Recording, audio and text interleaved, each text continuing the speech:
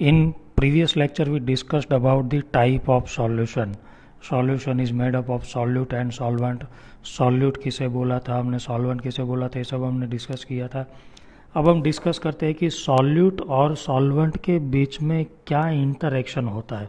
Solutions are homogeneous mixture, ऐसा तो हमने बोल दिया था, बट होमोजीनियस मिक्सचर मतलब दे इक्वली मिक्स्ड. अब सॉल्यूट और सॉल्वेंट के बीच में ऐसा तो क्या होता कि वो दोनों एक दूसरे के अंदर मिक्स हो जाते हैं, मतलब वो यूनिफॉर्म मिक्सचर क्यों बना लेते हैं, उसके बीच में कुछ तो अट्रैक्शन होता होगा. तो इसके बारे में हम डिस्कशन करते हैं.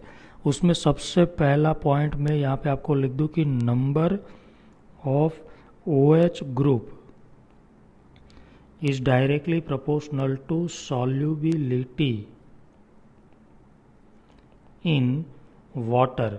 Now students, this is very important topic, और ये जो पॉइंट है उसके ऊपर से आपको बोर्ड में कई बार MCQ पूछे गए हैं और पूछे भी जाते हैं. Number of OH group is directly proportional to solubility of compound in water. अब OH ग्रुप होने से ऐसा तो क्या होगा कि वो कंपाउंड वाटर में डिजोल्व हो जाएगा. तो आपने 11th में देखा था कि OH ग्रुप होने से कंपाउंड का वाटर के साथ हाइड्रोजन बॉन्ड बन जाता है. लाइए मैं एक आपको एग्जांपल देता हूँ कि मान लो इथेनॉल है C2H5OH. Now this bond is polar because the electronegativity of oxygen is higher and electronegativity of hydrogen is lower. So this bond is polar, और इसीलिए ये जो बॉन्ड है वो वाटर के साथ हाइड्रोजन बॉन्ड का फॉर्मेशन कर लेगा. वाटर में क्या होता है, तो वाटर इज़ लाइक दिस, और इसमें भी ये बॉन्ड पोलार होता है, ये भी पोलार है, पार्शियली 2 टाइम डेल्टा हो जाएगा. अब देखिए ये दोनों के बीच में हाइड्रोजन बॉन्ड बन गया, ये दोनों के बीच में हाइड्रोजन बॉन्ड बन गया. Due to formation of this hydrogen bond this compound means ethanol, ये जो इथेनॉल था it become soluble in water, क्योंकि वाटर ने उसे खींच लिया, मतलब हाइड्रोजन बॉन्ड बना के अपने साथ जोड़ लिया. तो जितने OH ग्रुप ज़्यादा हो गए कंपाउंड में उतने ही ज़्यादा हाइड्रोजन बॉन्ड का फॉर्मेशन होगा, और इसीलिए उतना ही ज़्यादा वो कंपाउंड सॉल्यूबल होगा. तो आपको इस बेस पे एग्ज़ाम में क्वेश्चन कैसे पूछा जाता है, तो मैं आपको बताऊँ एक एग्जांपल लेके कि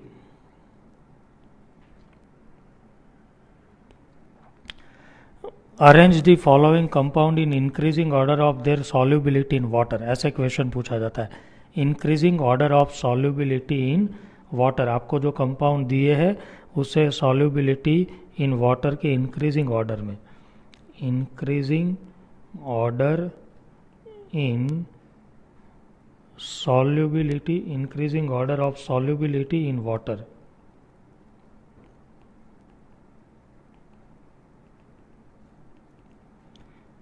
मीन्स आपको जो कंपाउंड दिए है उसकी वाटर में सॉल्युबिलिटी का इंक्रीजिंग ऑर्डर आपको लिखना है.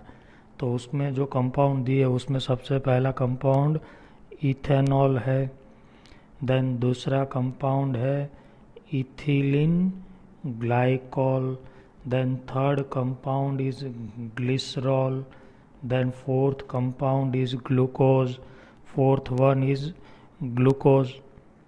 अब ये जो ग्लूकोज है उसमें सबसे ज़्यादा OH ग्रुप है, 5 OH ग्रुप ग्लूकोज में. सो it is highest soluble in water. इसकी सॉल्युबिलिटी का यदि हम ऑर्डर लिखें तो ये ऑर्डर हमें मिलेगा. इथेनॉल इज़ मिनिमम सॉल्यूबल, उससे ज़्यादा ये इथिलीन ग्लाइकोल, उससे ज़्यादा ये ग्लिसरॉल, और उससे ज़्यादा ये ग्लूकोज. काइंडली इसे याद रखना, इट इज़ वेरी इंपॉर्टेंट. अब इथेनॉल का स्ट्रक्चर तो हमने देखा कि इथेनॉल में एक ही OH ग्रुप होता है. ये देखिए हमने देखा है यहाँ पे कि ethanol is having only 1 OH group. अब देखते हैं इथिलीन ग्लाइकोल क्या होता है.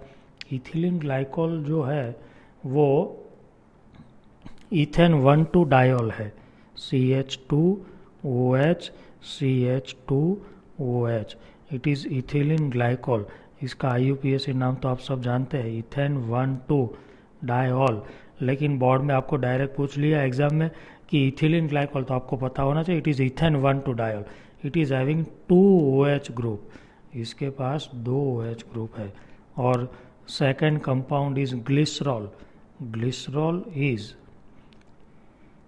Propane 1,2,3 triol. ग्लिसरॉल जो है ना वो प्रोपेन 1 2 3 ट्राई ऑल है।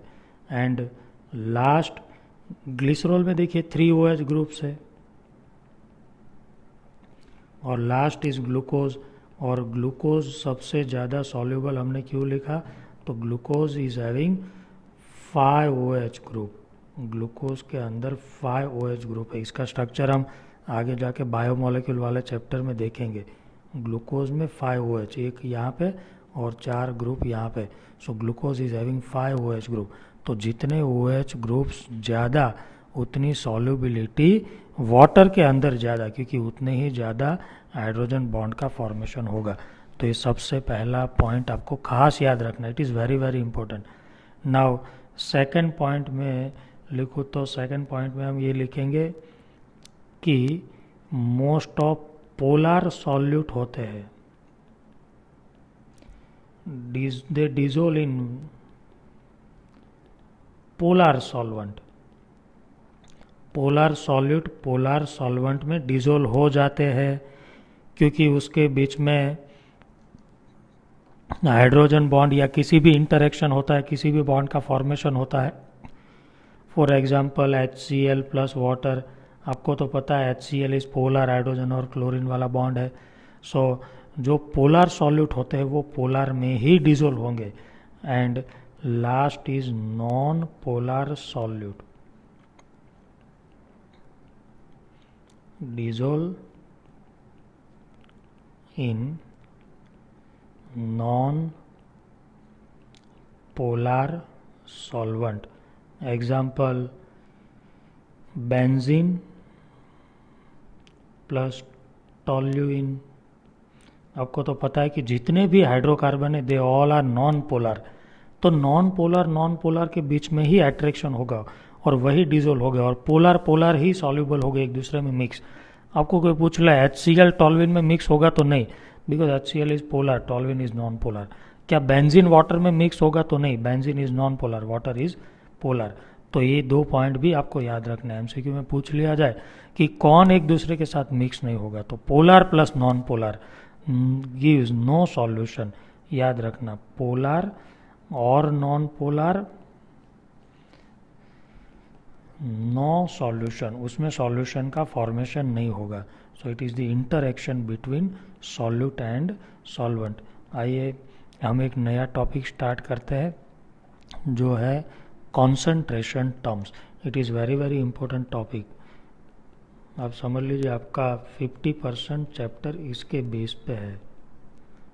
कॉन्सेंट्रेशन टर्म्स, जहाँ जहाँ सॉल्यूशन की बात आती है वहाँ वहाँ कॉन्सेंट्रेशन की बात कंपलसरी करनी पड़ती है, क्योंकि आपको कोई पूछ ले कि आपने 2 सॉल्यूशन बनाए, 2 में से किस में सॉल्यूट ज़्यादा है, तो इसके लिए हम 2 टर्म यूज़ करते हैं, कॉन्सेंट्रेटेड सॉल्यूशन।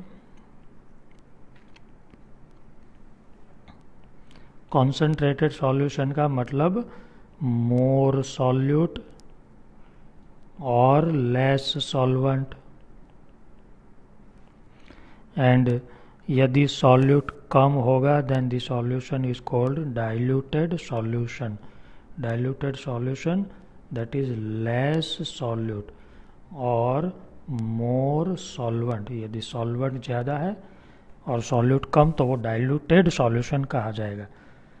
ना व्हाट इज कॉन्सेंट्रेशन? कॉन्सेंट्रेशन को यदि हम डिफाइन करें ना, तो कॉन्सेंट्रेशन की डेफिनेशन ये है कि concentration represents the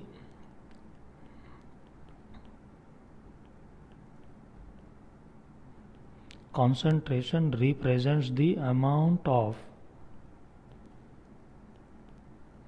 solute present in solution और solvent। मतलब आपके सॉल्यूशन में सॉल्यूट कितना है उसे हम बोलेंगे कॉन्सेंट्रेशन। सो कॉन्सेंट्रेशन का मतलब हो गया amount of solute dissolve in solvent और सॉल्यूशन। देखिए मैं आपको एक इतना इजी और इतना सिंपल फार्मूला यहाँ पे लिख के देता हूँ कि आपके कॉन्सेंट्रेशन के ऑलमोस्ट सारे प्रॉब्लम सॉल्व हो जाएंगे। कॉन्सेंट्रेशन का मतलब होता है अमाउंट ऑफ सॉल्यूट। अमाउंट का मतलब हम लिख सकते हैं वेट, या तो फिर वॉल्यूम, या तो फिर मोल, या तो फिर नंबर ऑफ इक्विवेलेंट, किसके, तो सॉल्यूट के। डेफिनेशन में हमने वही लिखा कि अमाउंट ऑफ सॉल्यूट, ये रहा सॉल्यूट। सॉल्यूट की अमाउंट मेजर करने के अलग अलग तरीके होते हैं, या तो वेट, या तो वॉल्यूम, या तो मोल, या तो इक्विवेलेंट, या तो मोल फ्रैक्शन, और डिवाइड बाय वॉल्यूम और वेट ऑफ सॉल्यूशन, या तो फिर solvent. That is the simplest formula for concentration. It is the one and only formula for concentration. ऊपर सॉल्यूट होगा, नीचे सॉल्यूशन। सॉल्वेंट कब होगा? नीचे सिर्फ एक ही यूनिट है जिसमें सॉल्वेंट होगा, और वो है मोलालिटी। जब मोलालिटी की बात आएगी तब नीचे सॉल्वेंट हम लिखेंगे, अदरवाइज नीचे सॉल्यूशन, सॉल्यूशन का वॉल्यूम या तो वेट, और ऊपर लिखेंगे solute. It is the concentration. Concentration के कुछ यूनिट्स आपने स्टडी किए थे, जिसमें से हम कुछ फिर से रिपीट यहाँ पे करेंगे, और कुछ नए यूनिट्स हमारे लिए है। सबसे पहला कॉन्सेंट्रेशन का यूनिट हम स्टार्ट करते हैं मोलारिटी। कॉन्सेंट्रेशन को रिप्रेजेंट करने के लिए सबसे पहला यूनिट जो है वो है मोलारिटी, कैपिटल एम, जो आपने 11th में ऑलरेडी देखा था। मोलारिटी की डेफिनेशन हम क्या देंगे? कॉन्सेंट्रेशन आप देख लो ना, कॉन्सेंट्रेशन के लिए हमने क्या लिखा? ऊपर सॉल्यूट की अमाउंट और नीचे सॉल्यूशन की अमाउंट, मतलब सॉल्यूशन में कितना सॉल्यूट है। तो मोलारिटी की डेफिनेशन यही होगी कि number of mole of solute dissolved in 1 liter of solution। 1 litre solution में सॉल्यूट के कितने मोल है? देखिए मोल हो गए, मैंने बोला था सॉल्यूट के कुछ भी अमाउंट हो सकते, मतलब मोल या वेट या वॉल्यूम। तो वॉल्यूम ऑफ सॉल्यूशन मतलब 1 लीटर सॉल्यूशन में कितने मोल सॉल्यूट है, दैट इज कॉल्ड मोलारिटी। तो मोलारिटी का फॉर्मूला तो एक सिंपल हो गया कि मोलारिटी इज इक्वल टू क्या है? मोल ऑफ सॉल्यूट, मतलब mole of solute dissolve in 1 litre solution. तो हम नीचे लिख देंगे सॉल्यूशन का वॉल्यूम, किस में लिखना है? वो लीटर में। तो यहाँ पे हम लिख देंगे litre. So molarity is equal to mole per litre. मोल का सिंबल होता है नंबर ऑफ मोल, ऐसे ये number of mole upon litre. ये किसके मोल होंगे? ऊपर जो होंगे वो सॉल्यूट के, और नीचे किसका? वॉल्यूम सॉल्यूशन का। It is molarity. और आपको तो पता है कि मोल का मतलब होता है वेट अपन मोलर मास, और लीटर जो है वो वॉल्यूम है, और हमें लीटर की जगह पे मुझे ml लिखना है, तो डिवाइड बाय 1000 कर दूंगा। अब यहाँ पे मैं कुछ इसे सिंबल दे रहा हूँ, देखना, ये 2 लिख दिया और ये 2 लिख दिया। 2 का मतलब होगा सॉल्यूट। देखिए मैं आपको एक बात खास यहाँ पे कहना चाहता हूँ कि जब कॉन्सेंट्रेशन की बात करेंगे ना, तब हम कई बार ऐसे लिखेंगे M1, V1, W1। तो ये जो होगा ना वो सॉल्वेंट के लिए होगा, या तो फिर M2, V2, W2, ये जो होगा वो सॉल्यूट के लिए होगा, या तो फिर हम लिखेंगे M, V, W। तो ये जो होगा वो सॉल्यूशन के लिए होगा। 2 is for solute, 1 is for solvent and nothing is for solution. खास याद रखना, M1 is molar mass of solvent, V1 volume of solvent, W1 weight of solvent, M2 molar mass of solvent. 2 is for solute, 1 is for solvent and nothing is for solution. तो ये जो 2 लिखा ना वो solute का हो गया, weight of solute upon molar mass of solute, क्योंकि हम ऊपर सॉल्यूट लिखते हैं। देखिए कॉन्सेंट्रेशन में ऊपर ये सॉल्यूट लिखा जाता है, नीचे सॉल्यूशन लिखा जाता है। तो ये हो गए मोलारिटी। मोलारिटी हमने 11th में देखा है आपने कि W2 upon M2 into 1000 upon V, W2 upon M2 that is mole, और नीचे V मतलब वॉल्यूम। और दूसरी बात याद रखना कि when concentration is not specified, मतलब आपको ऐसे पूछ लिया कि एक सॉल्यूशन की कॉन्सेंट्रेशन फाइंड करो, तब कौन सी फाइंड करेंगे, मोलारिटी, नॉर्मालिटी, मोलालिटी? तो हम फाइंड करेंगे then we must consider the molarity. तब हम यूज करेंगे मोलारिटी वाला यूनिट। कौन सी कॉन्सेंट्रेशन का यूनिट है वो नहीं बोला है, तो हम यूज कर लेंगे मोलारिटी वाला यूनिट, क्योंकि molarity is the most common unit. तो ये हो गया molarity. Now second unit of concentration is normality.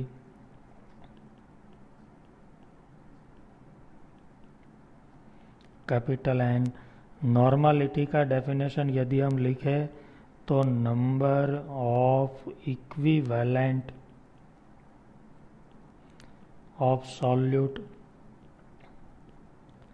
dissolved in 1 liter of solution। Molarity में क्या था, यहाँ पे नंबर ऑफ मोल, मोलारिटी में नंबर ऑफ मोल थे, ये है नंबर ऑफ इक्विवेलेंट। बट बस इतना सा डिफरेंस है।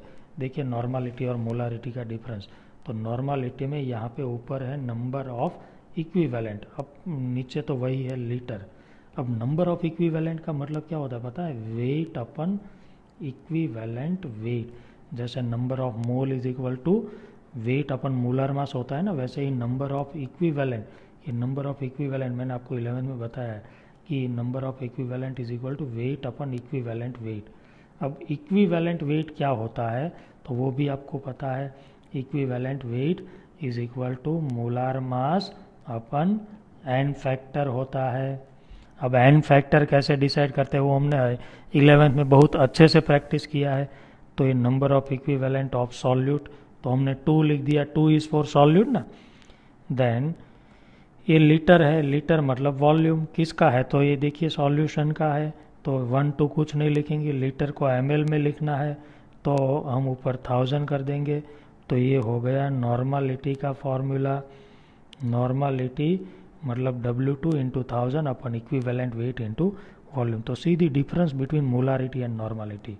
मोलारिटी में यहाँ पे मोलारिटी जो है उसमें यहाँ पे मोलार मास था, और नॉर्मालिटी में यहाँ पे इक्विवेलेंट वेट है। That is the basic difference between molarity and normality. Equivalent weight आपको कैसे फाइंड करना है वो तो आपको पता है, एक बार आप एन फैक्टर फाइंड करना सीख जाएंगे। हमने 11th में देखा था कि एन फैक्टर कैसे फाइंड करते हैं। एन फैक्टर मतलब चार्ज भी बोला था हमने इसे। एन फैक्टर मान लो मैं आपको एक एग्जांपल दूँ, Al2O3, तो उसे हम अलग करते थे, एल्यूमिनियम प्लस 3 O माइनस 2, ये 3 यहाँ पे आएगा एल्यूमिनियम पे, और ये O माइनस 2। अब ऐसे कितने एल्यूमिनियम है देखिए, 2 एल्यूमिनियम, तो यहाँ पे 2, ऑक्सीजन कितने हैं 3। अब देखिए 2 into 3 plus 6, 3 into 2 minus 6, so n factor is equal to 6। Plus और माइनस का कोई मतलब नहीं है। मान लो H2SO4 का एन फैक्टर आपको कैलकुलेट करना है, तो अलग करो H प्लस SO4 माइनस 2, ये 4 यहाँ पे नहीं जाएगा, H प्लस पे पता है ना, H इज प्लस 1। ऐसे कितने H है देखिए 2, SO4 कितने हैं ऐसे 1, तो 2 इंटू प्लस 1 ये 2 हो गया, और 1 इंटू माइनस 2 माइनस 2, सो इसका एन फैक्टर हो गया 2। अब ये एन फैक्टर पता चल गया तो आप यहाँ पे इक्विवेलेंट वेट फाइंड कर सकते हैं। ये वाला इक्विवेलेंट वेट में यहाँ पे एन फैक्टर है, और यदि एन फैक्टर पता चल गया तो इक्विवेलेंट वेट, और इक्विवेलेंट वेट आ गया तो नॉर्मालिटी। तो ये 2 यूनिट हमने देखे, मोलारिटी एंड नॉर्मालिटी। आगे हम देखेंगे मोलालिटी नेक्स्ट लेक्चर में। Thank you.